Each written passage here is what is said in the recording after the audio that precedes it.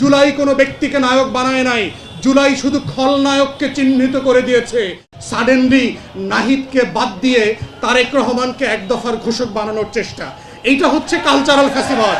সব পক্ষ মিলে কমিটিতে একমত হয়েছে প্রথম অধিবেশনে যে অর্ডিন্যান্সটা যেভাবে আছে জুলাই জাদুঘরের এইভাবেই আমরা পাশ করব।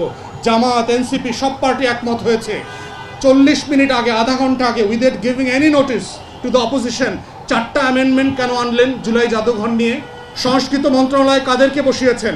এই মন্ত্রী প্রতিমন্ত্রীরা কারা? তারা কি জুলাইকে ওন করে? তারা কি জুলাইয়ের পক্ষে কাঁদে? তারা কি জুলাইয়ের শহীদদেরকে ধারণ করে?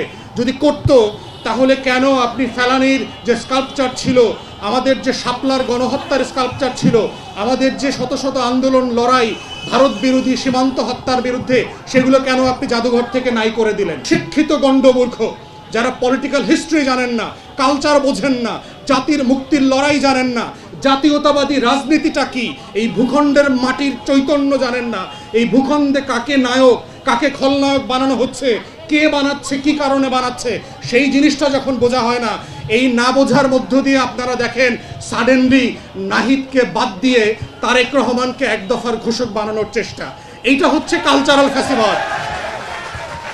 পার্থক্যটা যেটা হচ্ছে যে 72 থেকে 75-এ আপনি গণকণ্ঠ, হক কথার পত্রিকা, রক্ষী বাহিনী পাঠায়া পোড়া পত্রিকা সকালবেলা আইনা জ্বালায় দিতে পারছেন, কিন্তু এমন এক জমানায় বাস করছি যেই জমানা থেকে চাইলেই আপনি আরেকজনকে আইনা ঘোষক বানাইতে পারবেন না। আমরা ওই জমানায় নাই, এটা তথ্য প্রযুক্তির জমানা।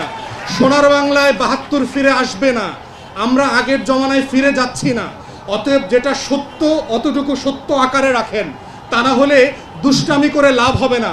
জাদুঘরটা কেন ওপেন করতে দিলেন না?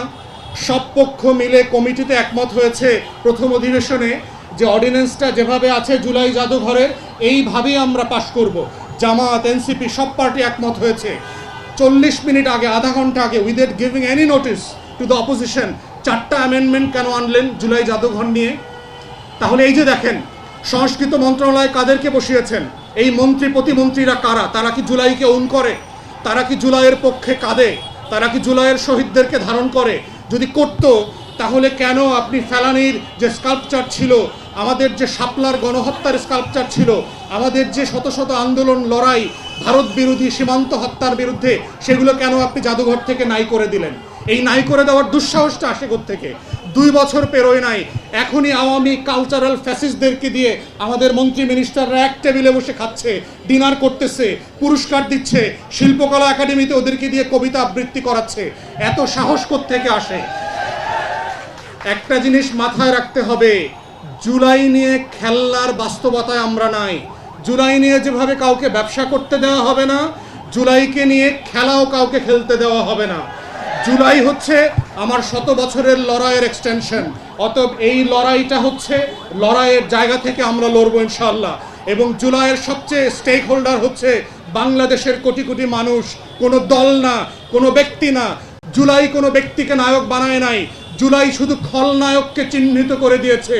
কারা এই রাষ্ট্রের শত্রু, কারা আজাদিকে বারবার নাই করে দিতে চায়, কোন দেশ, কোন বর্গ, কোন কোন ব্যক্তি এবং কোন কোন সত্তা, সেই সত্তাকে চিনবার মধ্য দিয়ে, তাকে লড়াই করবার মধ্য দিয়ে, বিকল্প হাজির করার মধ্য দিয়ে বাংলাদেশের আগামীর বাংলাদেশপন্থী রাজনীতির যে গোড়াপত্তন হয়েছে, এটাই হচ্ছে জুলাইয়ের ভ্যানগার্ড। তারা কালেকটিভলি সারা বাংলাদেশকে নিয়ে আগামী দিনের সেই লড়াইটা করবে।